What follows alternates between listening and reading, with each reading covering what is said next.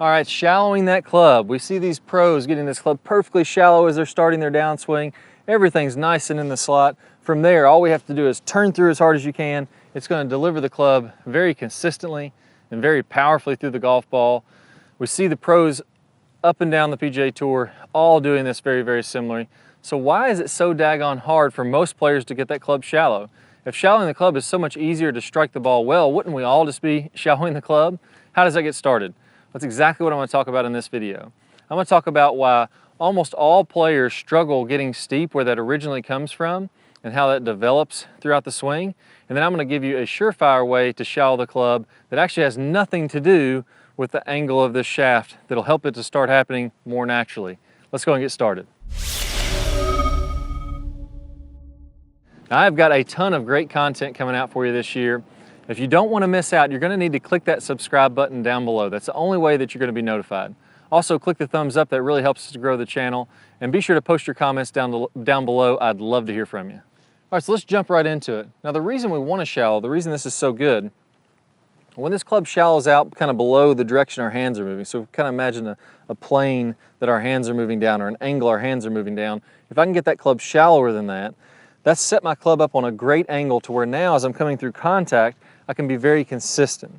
So you can imagine a plane of glass. This isn't exactly what's happening, but it's a good visual for your mind. If I imagine this plane of glass, if I can get that club set on that plane of glass and rotate through and release on that plane of glass as I'm coming on through, that can really help the consistency of my golf shots.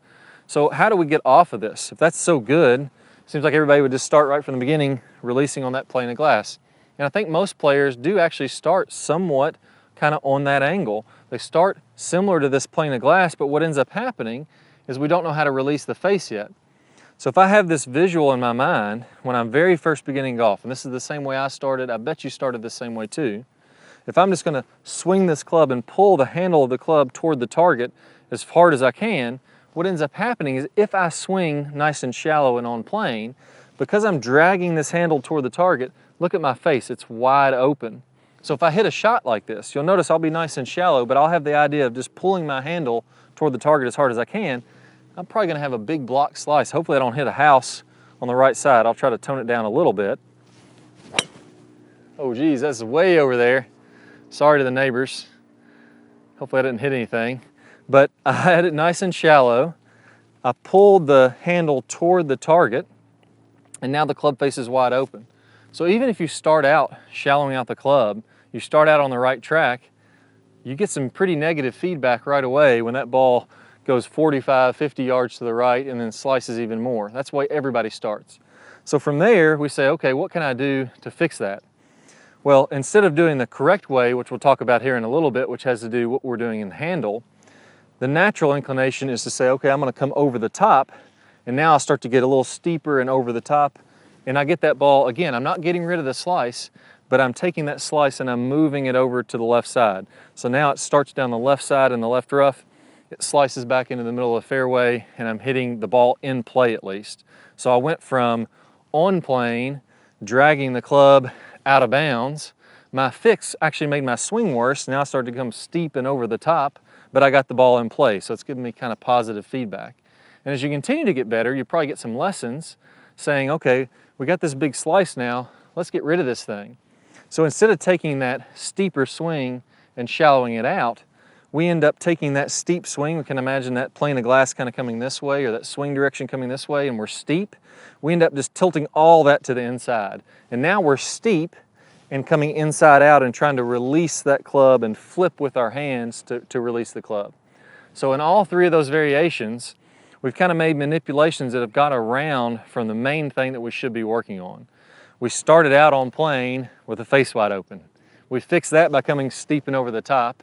And then we fix that by dropping that inside. We're still steep, but now we're flipping the hand. So what's the one piece that's missing from all three of these scenarios? And that's how to square the club up properly with the hands. And that's exactly what I'm going to go over next in this drill. All right, so now let's go through the progression. And again, to recap on this, the only way I can come in on plane is to make sure that I square this face up. And that squaring of the face comes from rotating this handle. So if I'm looking from down the line, here's my club face straight up and down. Here's the butt end of my club, and if I'm rotating that just like a clock face rotating, you see how that opens and closes the face. Now if I'm used to, that's one way to open and close the face. Another way to open and close the face is by moving my wrist backwards and forwards, kind of flipping my wrist. So a lot of players get into the habit of flipping to go ahead and close that face. You see, the more I flip, the more that face closes. The more I have my hands this way like we started, the more that face is open. So we all get into the habit of opening and closing the face by doing this rather than twisting and rotating the face that way. So let's combat that by learning how to square the face through that rotation. Then we can bring it on naturally, much more simply, much more naturally onto the plane in the downswing or on plane. So let's start by going to the top of the swing. What I want you to do is go ahead and go to the top and relax your arms. You don't have to be tight here, but I want you to imagine, again, this clock face. If we can rotate that, what would be to my right, the logo of my left hand going up toward the sky, the palm of my right hand going up toward the sky, my knuckles kind of rotating this way, that would be closing the face. So you see, as I came on down, that would be a closed club face.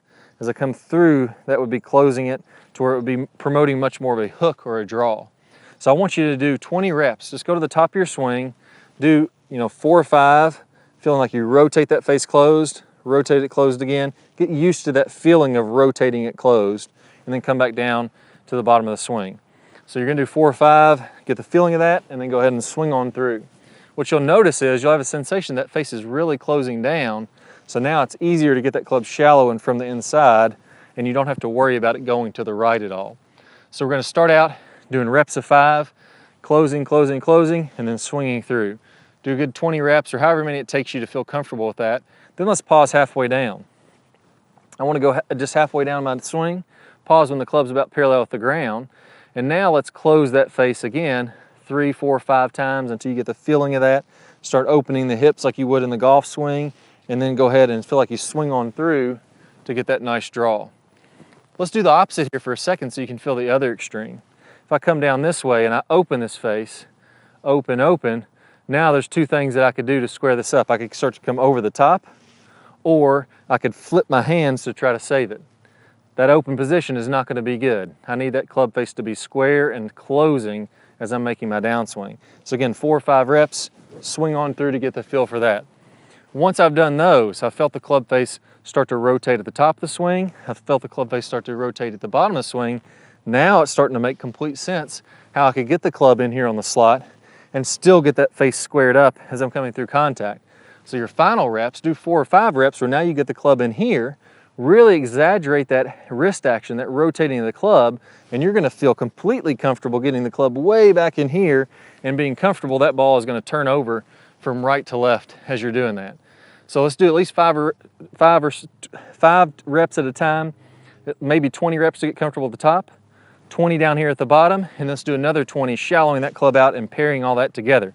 If you can do all those, now you're gonna feel much more comfortable with how that club has to move, and you're gonna hit that great draw right from the slot.